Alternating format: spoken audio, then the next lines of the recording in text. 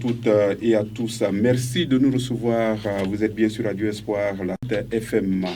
Nous sommes aujourd'hui avec des invités qui viendront parler d'une activité assez importante. Le Concile Vatican II, dans sa composition actuelle, a donné un peu plus de place aux laïcs. Ils sont aussi, comme on le dit, ils sont co-responsables de la vie de l'Église. Ce n'est pas seulement les clercs qui rendent compte de sa vie. Et dans son organisation, il y a au niveau des diocèses ce que nous appelons les conseils diocésains du laïcat, les CDL. Celui d'Abidjan n'est pas en reste de cette activité. Un CDL existe avec à sa tête Marc Aka. On en parle aujourd'hui parce que dans quelques jours, ce sera leur assemblée élective, assemblée générale élective. Et ce sera le 18 juin prochain à l'auditorium du centre culturel de la cathédrale Saint-Paul d'Abidjan Plateau. Nous sommes avec lui. Bonjour Marc. Bonjour monsieur le journaliste. Je suis Akamak, président du conseil diocésain du laïcat d'Abidjan. Et comment vont les choses ? Oui, le conseil diocésain du laïcat travaille, le conseil diocésain du laïcat vit, le conseil diocésain du laïcat est en train de prendre toute sa place dans l'église d'Abidjan. Il n'est pas seul. Avec lui, il y a Marie-Jeanne Alaba qui est chargée de communication du conseil diocésain du laïcat. Bonjour Marie-Jeanne et bienvenue. Bonjour Gérard, merci pour l'invitation. Merci de nous permettre de pouvoir parler du conseil du laïcat d'Abidjan sur Radio Espoir. On rappelle qu'en Côte d'Ivoire, le conseil du laïcat a été, on va dire, boosté et mis en ligne par Jean-Pierre Cardinal Goutoua, archevêque d'Abidjan, et il était important que le conseil diocésain du laïcat d'Abidjan fasse l'effort d'exister et de se faire savoir. Marc, avec vous, on va passer à la présentation. L'idée, c'est vrai qu'on en a parlé, j'ai parlé du Concile Vatican II, mais au niveau d'Abidjan, l'idée de sa mise en place. Okay, merci beaucoup, monsieur. On ne peut pas parler du Conseil diocésain du laïcat sans parler du Concile Vatican II. À la faveur du renouveau ecclésial, la prise de conscience des laïcs a augmenté. Et cette prise de conscience a fait qu'il y a eu au niveau même du Vatican, un conseil pontifical pour les laïcs, pour la vie et la famille. Donc le conseil pontifical des laïcs qui est au Vatican a eu un démembrement au niveau de la CEREAO. Il y a un conseil régional du laïcat. Et son démembrement aussi, sa succursale, c'est le conseil national du laïcat qui lui aussi a sa succursale, qui est le conseil diocésain du laïcat. Voilà, donc voici un peu, à peu près, la genèse ou bien la généalogie du conseil diocésain du laïcat. Mais en même temps, le conseil diocésain du laïcat n'est pas un mouvement, n'est pas une association, ou bien s'il est une association, il est une association publique. Le conseil diocésain du laïcat est une institution qui vient directement conseil pontifical et nous travaillons, nous sommes le bras séculier de l'ordinaire du lieu dans notre diocèse et le conseil diocésain du laïcat en tant qu'organe, en tant qu'institution est une plateforme où tous les laïcs se retrouvent pour parler de leur futur, pour parler de leur présent, pour essayer de voir comment les difficultés qui les assaillent, qui se transforment en défis, ensemble, ils puissent essayer de trouver des solutions à ces difficultés-là. Donc, le Conseil diocésain de laïcat est un cadre organique dans lequel tous les laïcs se retrouvent. Chez nous, on ne parle pas de tâches qu'on accomplit dans l'Église, on parle d'identité. L'identité, c'est que tu es baptisé, et cette dignité baptismale te confère une participation à la mission de l'Église. Mais n'empêche que les laïcs sont déjà regroupés dans les associations. On a la Légion de Marie, le Renouveau charismatique, les Amis du Très Saint-Sacrement, le MEJ. Bon, on a des associations. Pourquoi encore parler d'un conseil, que ce soit diocésain ou national ou bien régional? Oui, en même temps que les laïcs sont en groupement, ou bien ils sont en groupe, en association, en mouvement, il fallait une fêtière, il fallait un organe dans lequel tous ces laïcs-là, ils n'ont pas les mêmes sensibilités spirituelles, vous le convenez avec moi, et tous ces laïcs-là, ils devaient travailler ensemble. Aujourd'hui, regardez dans notre église, lorsque l'AFEC organise une activité et que tu dis à une dame de la Légion de Marie de participer à cette activité, elle dit que non, elle n'est pas AFEC, alors que c'est une femme. Voilà, c'est ce rassemblement-là, c'est cette sensibilité, cette diversité que nous voulons rassembler dans le Conseil diocésain du laïcat pour que tous les laïcs parlent d'une même voix. De sorte que lorsque l'AFEC organise une activité, tous les responsables laïcs puissent converger vers l'AFEC. Ça, c'est ce qu'on appelle l'ecclésiologie de communion. C'est que l'église famille dans laquelle chacun est dans son coin et il travaille, c'est bon, mais en même temps, il faut fédérer. Donc, le Conseil diocésain du laïcat est un organe fédérateur de tout le laïcat diocésain d'Abidjan. J'en parlais tout à l'heure que le Conseil national a été mis sur pied sous instigation de Jean-Pierre Cardinal Coutois, archevêque d'Abidjan, qui est votre responsable, parce que c'est lui qui est le pasteur propre du diocèse d'Abidjan. Vous existez depuis quand? Depuis 2019. Ça nous fait 3 ans que nous sommes là. D'où l'Assemblée générale élective de ce CDL-là. On en parlera tout à l'heure. Comment est organisée votre institution? Oui, notre institution a des démembrements. D'abord, nous avons au sein du Conseil diocésain du laïcat nos membres statutaires. Ces membres-là, ce sont les premiers vice-présidents de paroisse, les responsables diocésains de groupes ecclésiaux, diocésains, je précise, et les responsables de l'apostolat des laïcs dans les paroisses. Et ces responsables-là, ils sont membres du Conseil diocésain du laïcat. Et quand on dit Conseil diocésain du laïcat, il y a le conseil, c'est le conseil de tous les laïcs, sans exception. Maintenant, il y a le bureau exécutif du Conseil du laïcat qui travaille à ce que, parce que tout le Conseil diocésain du laïcat, c'est l'Assemblée, qui travaille à ce que l'Assemblée donne pouvoir pour exercer, pour traduire en acte ce que toutes ces personnes-là veulent, comment ils veulent que le laïcat diocésain travaille. Donc voici un peu le Conseil diocésain du laïcat en ce démembrement. Mais en même temps, au niveau d'Abidjan, nous avons essayé de faire, parce que au début, quand nous sommes arrivés, nous avons vu que le laïcat, vraiment, pour que ça prenne, vraiment, c'était un peu compliqué. Donc, ça sonnait, le mot laïcat, ça sonnait comme un écho dans les oreilles des gens, et ça ne nous permettait pas vraiment d'atteindre notre cible. Parce que notre cible, c'est vrai qu'il y a les membres statutaires, mais c'est le laïc lambda qui est chez lui en paroisse, qui vient faire sa messe et puis il va à la maison. C'est ce laïc-là que nous recherchons. Mais pour arriver à avoir ce laïc, il fallait s'organiser. Et c'est cette organisation qui nous donne aujourd'hui une coordination des premiers vice-présidents de paroisse, de vicariat et de doyenné. Ils ont fait une coordination, ils se retrouvent, ils parlent de leurs problèmes, ils trouvent des solutions, et puis les difficultés, les défis qui les assaillent, ils trouvent aussi des solutions. Il y a une autre coordination des responsables paroissiaux du laïcat.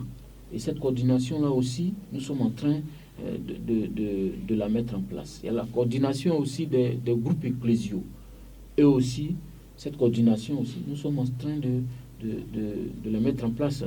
Je peux dire qu'on les a déjà mis en place parce qu'au cours de l'année pastorale, nous avons organisé des formations pour ces 3 entités, en leur disant qu'il serait bien que nous tous, on puisse travailler ensemble en vue d'un laïcat efficient, mature, formé, qui prend des initiatives dans l'Église.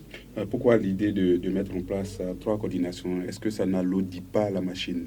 Non, ça n'alourdit pas la machine dans la mesure où le diocèse est grand. Et c'est quand même plus de 100 paroisses. Voilà, le diocèse est grand et pour qu'on puisse atteindre notre cible, il faut que les personnes que nous avons avec nous, on les mette en coordination. Voilà, parce que leur identité, c'est le baptême. Donc, on veut les mettre en coordination pour pouvoir leur parler pour qu'eux aussi, à leur tour, dans leur paroisse, parce que le conseil diocésain de laïcat ne peut pas aller toujours dans les paroisses, pour qu'eux aussi, dans leur paroisse, ils puissent parler du conseil diocésain de laïcat, de sa mission, de ses objectifs qu'il va atteindre au niveau du laïcat d'Abidjan. Donc il fallait les mettre en coordination et ça nous permet d'atteindre vraiment la cible. Et il y aura des moments où on va faire des tournées dans les paroisses, mais c'est avec ces mêmes personnes-là, puisque toutes ces personnes sont rattachées à des paroisses. Donc si on veut atteindre le laïc lambda, il faut qu'on puisse se mettre en groupe. Est-ce qu'il n'aurait pas été plus facile, puisque déjà sur les paroisses, il y a le conseil pastoral paroissial qui existe déjà, qui est le regroupement de toutes les entités laïques au sein de la paroisse qui deviennent de fait les collaborateurs du curé. Est-ce qu'il n'aurait pas été plus intéressant de prendre ces conseils-là et rapidement, comme on dit dans notre langage, les plaquer pour en faire le conseil diocésain? Non, le conseil diocésain du laïcat, vous avez dit les conseils paroissiaux. Le conseil paroissial lui-même, c'est l'émanation de tout ce qui est laïque sur la paroisse. C'est-à-dire, il y a des commissions qui sont chargées de telle ou telle charge. Maintenant, au niveau du conseil, ce n'est pas le conseil des conseils paroissiaux, ni le conseil des groupes ecclésiaux, c'est le conseil diocésain du laïcat. Donc, la cible même du conseil, c'est le laïc lambda. Donc, on ne pouvait pas prendre les conseils et puis les plaquer, non. Il y a un conseil qui travaille avec le curé, aux orientations du curé, le conseil est sous l'autorité du curé, mais en même temps, sur la paroisse, il faut qu'il y ait des personnes qui vont animer. Ces personnes-là doivent animer le vécu. Ce sont des forces vives. Donc c'est pour cela que nous avons mis en place une coordination paroissiale du laïcat. Vous savez avec moi que le décret Ad Gentes numéro 21 dit que l'Église n'est pas fondée. L'Église de Jésus-Christ n'est pas vraiment une église s'il n'y a pas un laïcat authentique qui travaille avec la hiérarchie. Mais c'est l'indicamétrie de cette église, de ce laïcat authentique-là, c'est ce que nous sommes en train de mettre en place, à travers toutes ces coordinations, à travers les démembrements qui sont dans les paroisses. On veut avoir un laïcat authentique. Et actuellement, vous êtes à quel niveau dans cette mise en place et cette organisation au niveau du diocèse? On l'a dit, le diocèse est très grand, c'est plus de 100 paroisses. Oui, nous sommes déjà au fait avec toutes ces entités, toutes ces composantes, je dirais. Nous sommes avec eux, on les a déjà mis en groupe, on fait des formations avec les vice-présidents, avec les responsables de groupes ecclésiaux, pour qu'ils puissent comprendre le laïcat, pour que ceux-ci puissent mieux s'engager. Les responsables apostolats des laïcs aussi, au cours de cette année pastorale, nous avons fait 3 formations avec ces trois entités, pour leur faire comprendre, pour qu'ils s'approprient d'abord le concept du laïcat. Parce que je ne sais pas quelque chose, il faut que j'ai l'information. Lorsque je prends l'information, et maintenant je pourrai mieux m'engager parce que j'ai compris. Donc ça revient à avoir la conversion de chaque laïc qui saura qu'aujourd'hui nous avons un espace, un cadre organique qui nous permet de travailler dans notre église d'Abidjan. Et ça m'amène, puisqu'il a parlé de 3 formations qui ont été déjà organisées, cela m'amène à me tourner vers Marie-Jeanne Alaba, je l'ai dit. Elle est chargée de communication du Conseil diocésain du laïcat d'Abidjan. Marie-Jeanne, quand on décide de s'attaquer à de si gros morceaux, qu'est-ce qu'on met en place pour pouvoir atteindre l'objectif en termes communicationnels? Et quand je parle de gros morceaux, c'est d'abord l'étendue de la paroisse, et puis c'est quelque chose qui est nouvelle. C'est nouveau en fait. Les gens ne comprennent pas forcément, et même ceux qui comprennent ont besoin d'avoir des compléments d'information. Tout à fait.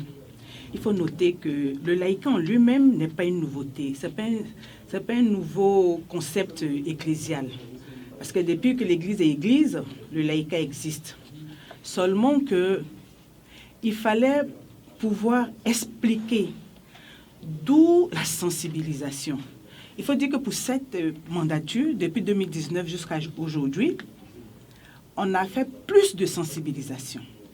Figurez-vous qu'on arrive sur une paroisse et on demande à tous les fidèles laïcs de se lever. Vous verrez peu de personnes. Mais quand vous demandez à tous les baptisés de se lever, toute l'église est presque debout. Donc le fidèle laïque, dans son ensemble, ne sait pas qu'il est baptisé, donc il a le statut de laïque dans cette église. Et que notre église est sous 2 piliers, le clergé et le laïcat. Et il y a un statut intermédiaire qui sont les consacrés. Mais les laïcs doivent savoir leurs droits et leurs devoirs dans cette église. Depuis le Concile Vatican II, qu'est-ce que le laïc doit faire dans l'église? Les laïcs travaillent déjà dans les différents apostolats, groupes et mouvements, mais il fallait faire cette sensibilisation-là. C'est la raison pour laquelle, en 2019, lorsque le bureau a été mis en place, nous avons été envoyés en mission par une messe d'envoi en mission par son éminence Jean-Pierre Cardinal Couton le 24 novembre 2019. Et juste après, il a été question de pouvoir sillonner les vicariats. En 2019, Abidjan comptait 5 vicariats. Nous avons fait des formations par vicariat. Nous avons convoqué ou bien convié les responsables laïcs à ces formations-là. Et le thème de ces différentes formations, c'était laïque, identité et mission. Parce que, comme l'a dit le président tout à l'heure, il était important pour nous de pouvoir expliquer aux laïcs leur identité et leur mission. C'est à partir de là qu'on pouvait maintenant chercher à faire autre chose. En 2020, à l'occasion de la pandémie à Corona, nous n'avons pas pu mener d'activité sur une longue période. Mais à partir de l'année pastorale 2020-2021, nous avons mené un certain nombre d'activités.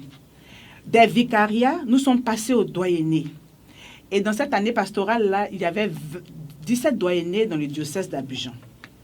Nous avons mené des formations dans ces 17 doyennés-là pour se rendre encore plus proches des fidèles laïcs. Et ça a été une réussite. Nous avons commencé le 23 janvier, nous avons fini et le 28 mai 2021.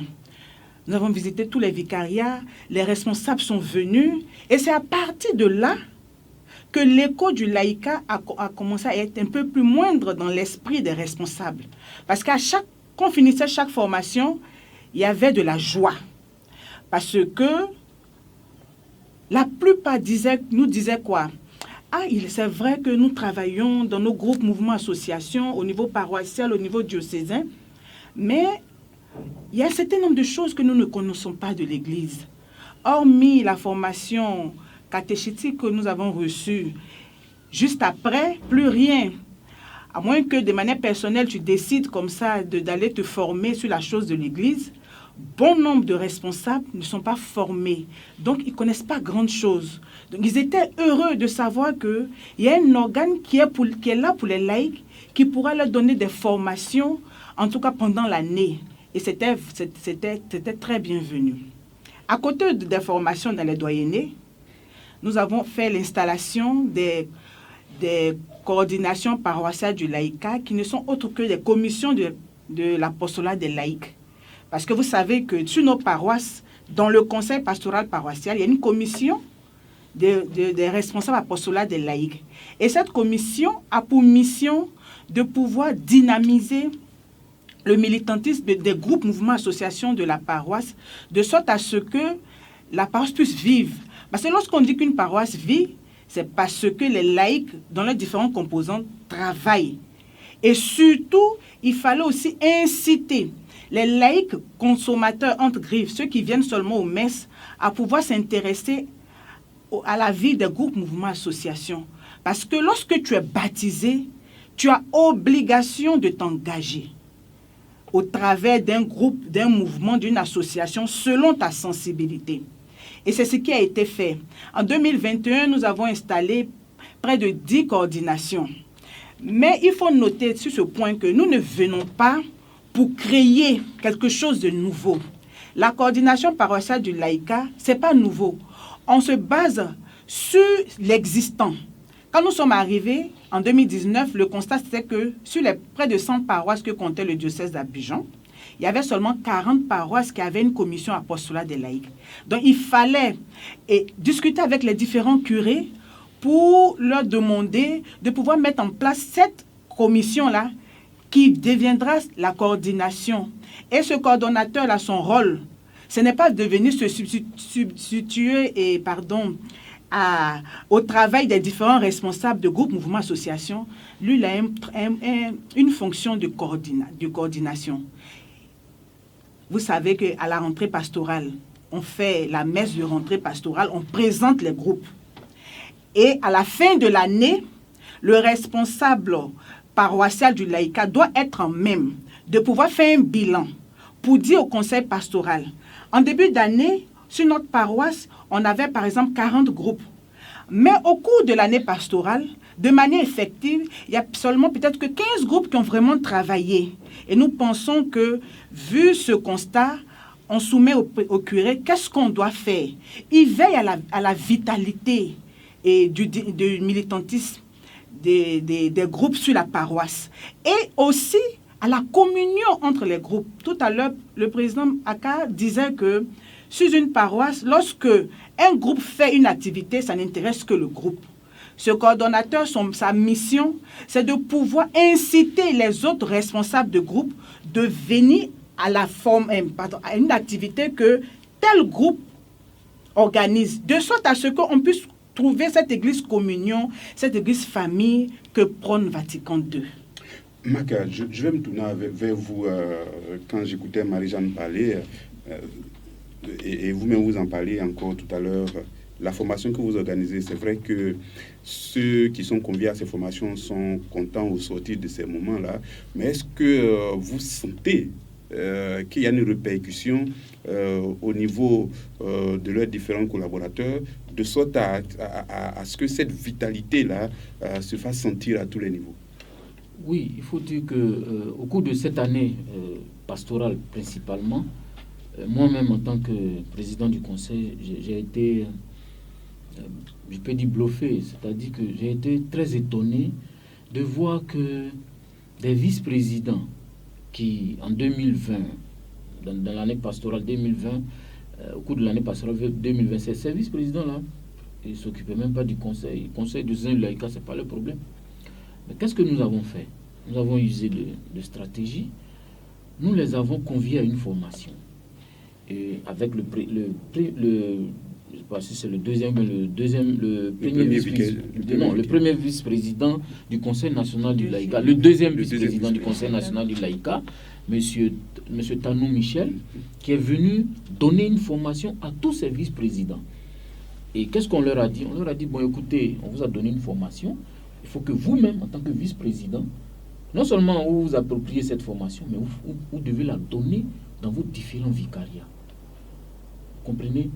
Donc chaque vice-président coordonnateur de vicariat a lui aussi donné cette formation-là à tous les vice-présidents qui sont dans son doyenné. Donc, on a eu à peu près 6 formations avec le vice-président du vicariat que nous avons choisi, qui a invité tous les autres responsables, tous les autres vice-présidents de son vicariat. Donc ça fait des doyennés. Ils sont venus, ils ont reçu la formation. Et à chaque fois, vraiment, on était étonné de savoir que, bon, il y a des personnes qui peuvent parler aussi du Concile Vatican II, du décret de Argentès, de Lumen Gentium. Bon, en fait, ils faisaient des recherches. Mais en faisant ces recherches-là, ces personnes-là, non seulement ils sont convaincus, mais aussi et surtout, le fait qu'ils rendent bien la formation a convaincu les autres vice-présidents qui sont venus. Et à eux, on leur a dit qu'eux aussi, dans leurs différentes paroisses, ils devaient donner la même formation aux responsables de mouvements, associations, communautés, fraternités nouvelles, groupes de prière dans leur paroisse. Donc voici un peu comment les choses se passent. Marie-Jeanne, je l'ai dit dans l'introduction, c'est l'implication personnelle de Jean-Pierre Cardinal Coutois, l'archevêque d'Abidjan, dans la création du Conseil national, mais aussi dans la mise en place de ce Conseil diocésain. On voit son implication personnelle. Je pense que ça vous aide beaucoup dans votre mission. Oui, Gérard, vraiment, ça nous aide énormément. Vous savez, en octobre 2020, 2019, lorsque nous sommes allés le voir la première fois, et qu'avec le père Zébilouga, qui est l'assistant ecclésiastique du conseil, nous sommes allés présenter le nouveau bureau du conseil. Le cardinal a dit une phrase qui nous-mêmes, nous étions assez surpris. Il a dit que c'était un jour glorieux pour lui et qu'il était ému et effusé de ce qu'aujourd'hui, il a un conseil du laïcat. Et qu'il nous bénissait, il était là à 100% pour nous. Tant qu'on aura besoin de lui, qu'on sache qu'il sera là. Et au-delà des paroles, il est passé aux actes.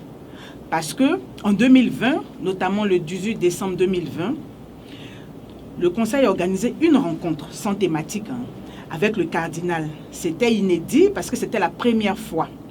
Nous-mêmes, on ne le savait pas. On a organisé une rencontre entre le cardinal et les premiers vice-présidents de conseils pastoraux paroissiaux. C'était à la paroisse Saint-Jacques des Deux Plateaux. Et lorsque le cardinal est venu, nous étions à quelques jours de Noël.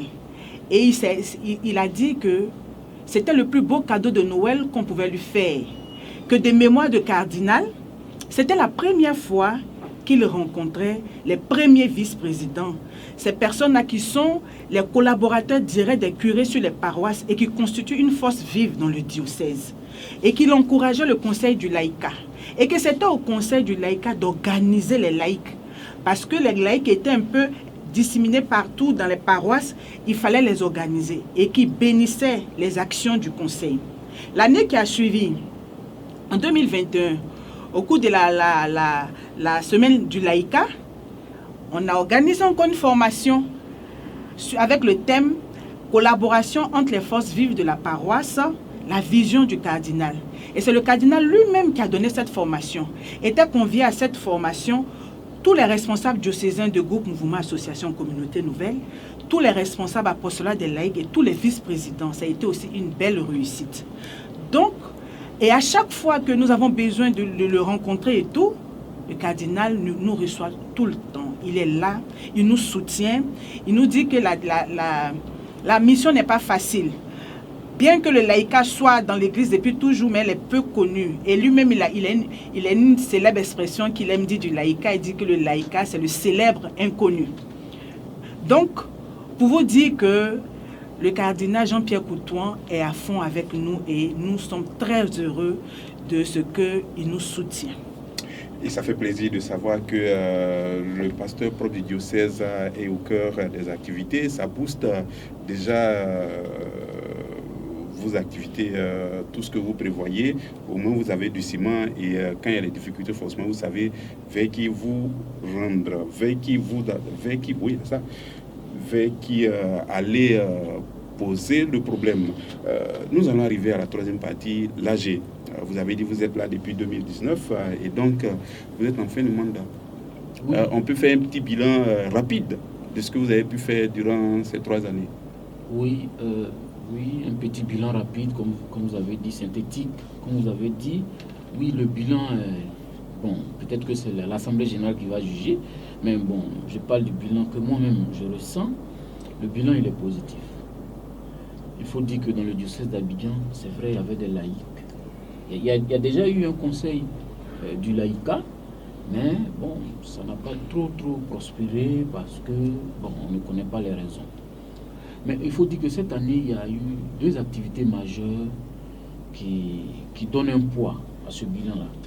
La première activité, c'est la rencontre du bureau du conseil diocésain du laïcat avec tous les curés de paroisse, le 25 janvier 2022, à la rotonde de la cathédrale au centre culturel, une rencontre provoquée par le vicaire général, que nous remercions, qui a voulu que tous les curés de paroisse rencontrent le conseil diocésain du laïcat.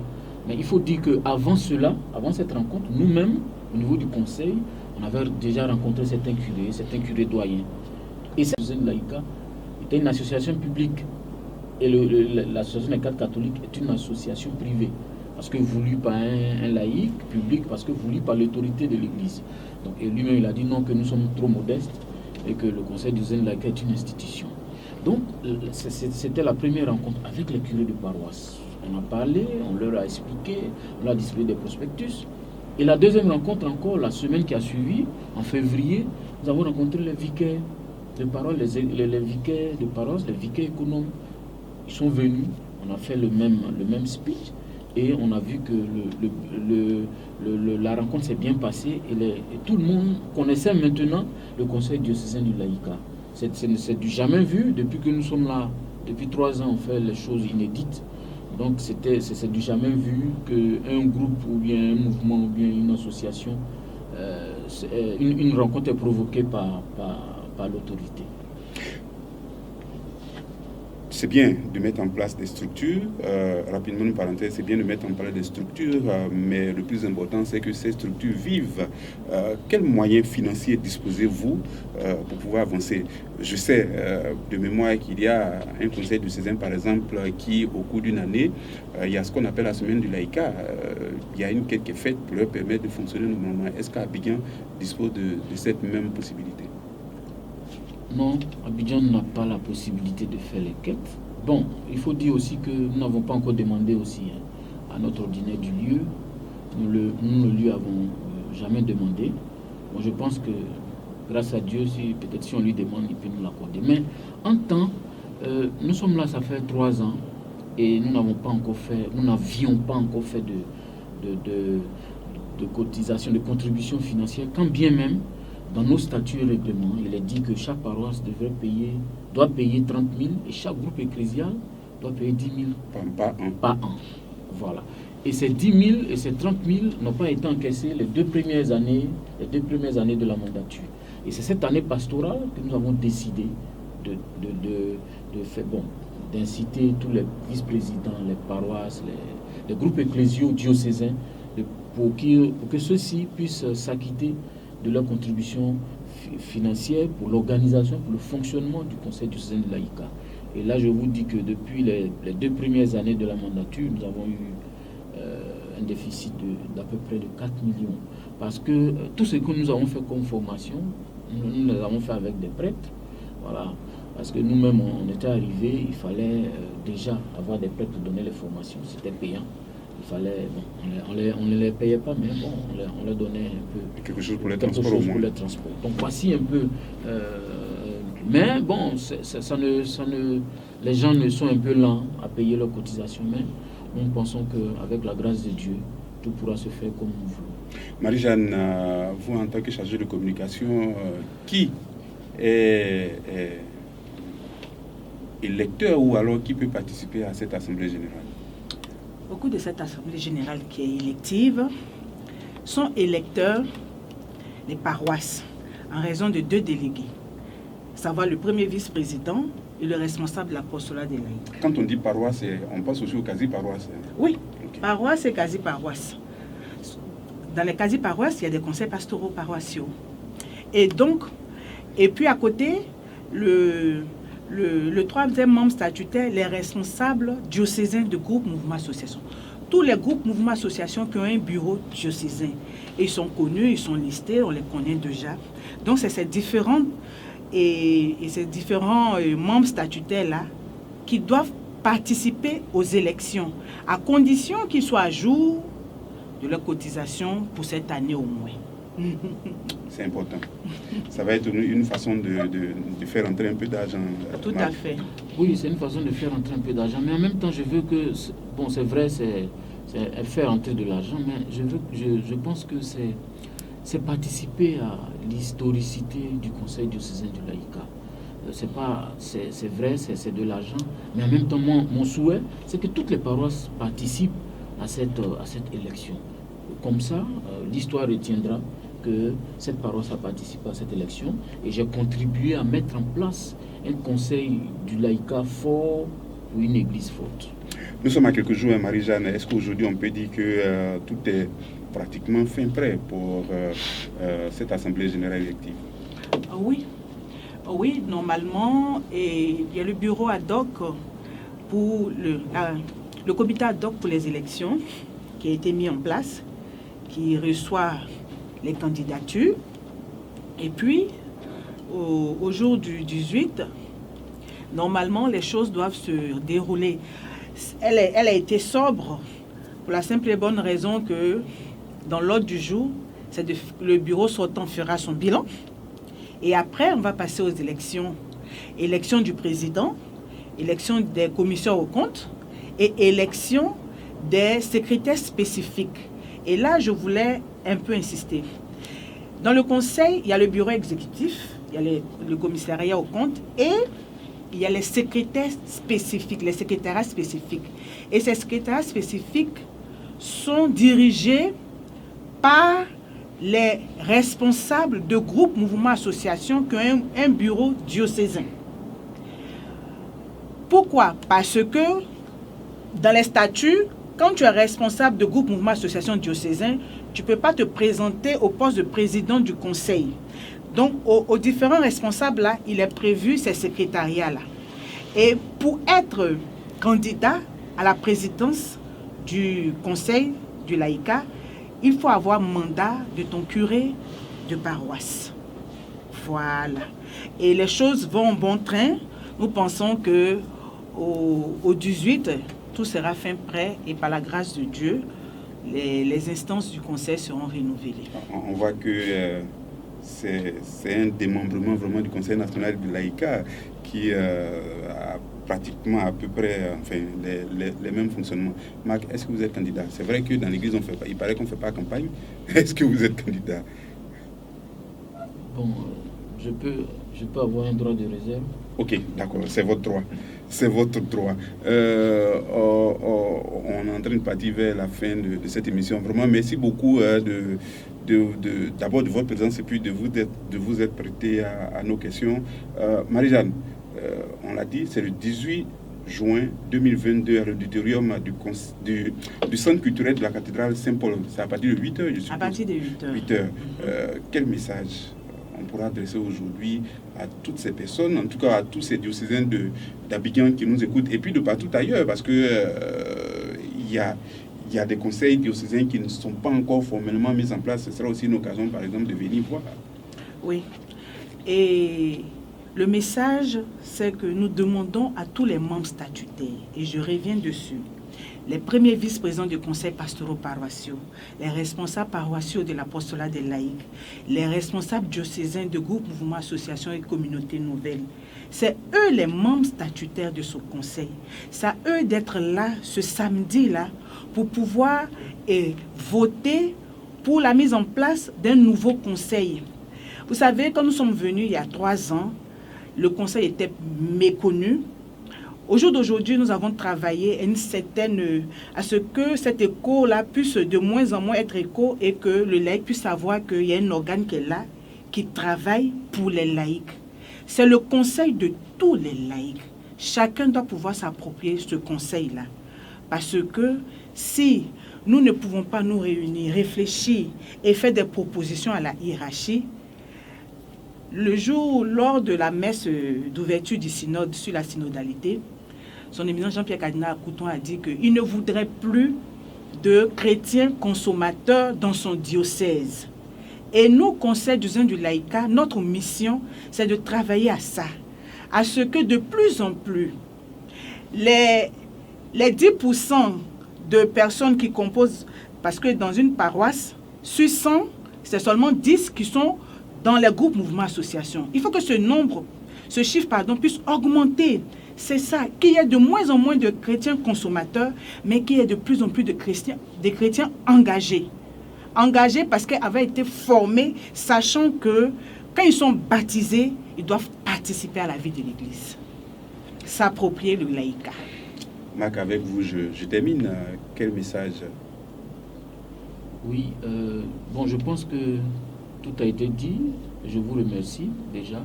Mais le message central, c'est que, comme elle a dit, tous les laïcs doivent se dire qu'ils ont un organe qui est là.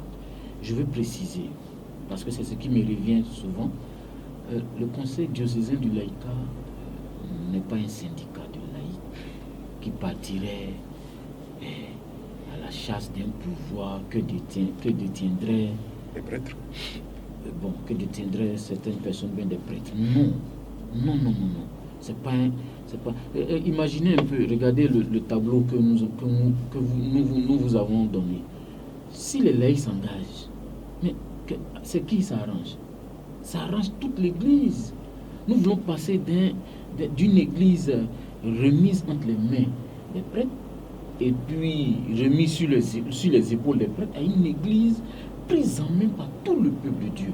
C'est ce à quoi nous voulons arriver. Donc l'indicamétrie d'un laïcat fort pour une Église forte, c'est une Église où les deux états de vie prennent l'Église en main. Si les laïcs savent qu'eux-mêmes, ils sont co-responsables de l'être en tant qu'entrée dans l'Église et de l'agir en tant que l'action de l'Église, l'action que l'Église mène dans la société, s'ils le savent, je pense que les choses pourront aller mieux.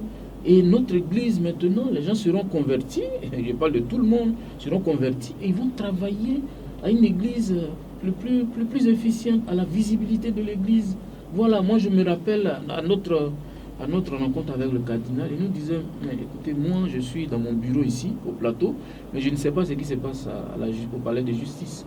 Et c'est vous les laïcs qui devez m'informer de tout ce qui se passe pour que moi aussi je fasse un certain nombre d'actions pour que vous aussi vous me suivez. Et je finis lors des élections de 2020.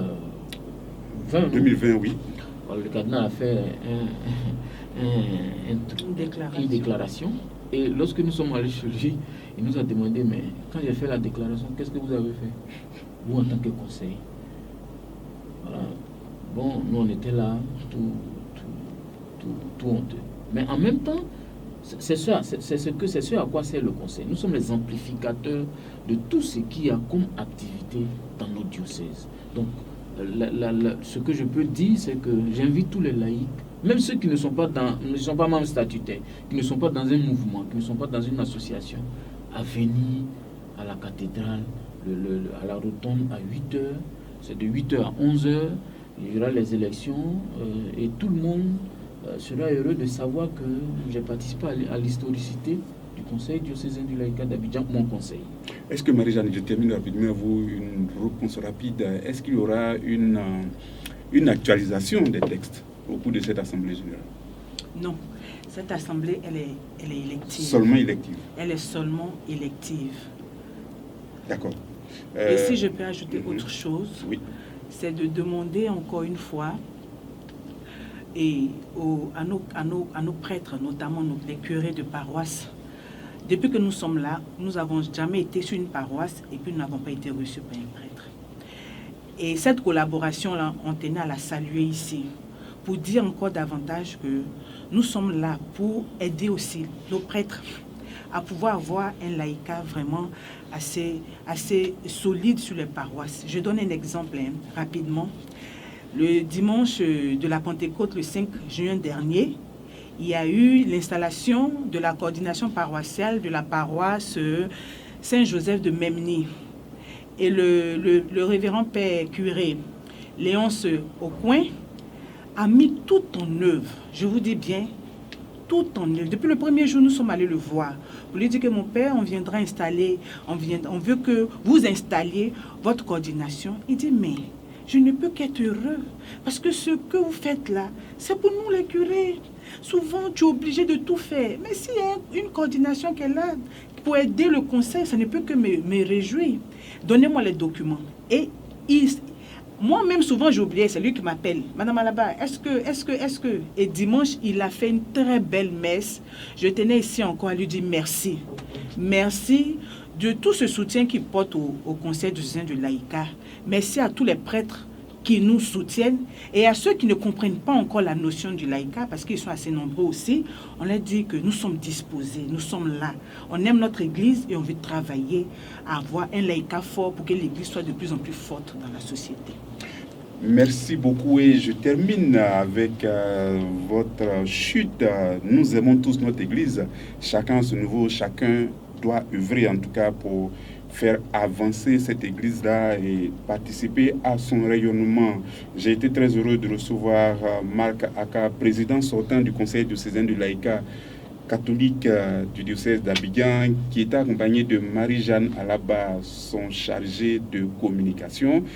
L'AG élective du Conseil diocésain du laïcat d'Abidjan, c'est le 18 juin 2022. C'est dans quelques jours à l'auditorium du centre culturel de la cathédrale Saint-Paul du Plateau. Ils l'ont dit, c'est à partir de 8h. Nous sommes tous invités. Ce sera vraiment une occasion pour chacun de nous, ceux qui ne comprennent pas, d'avoir des informations sur ce conseil-là, ceux qui comprennent de pouvoir perfectionner, j'ai failli dire, ces informations-là, d'avoir des compléments d'informations, tout cela pour le bien de l'église particulière, l'église catholique particulière qui est à Abidjan.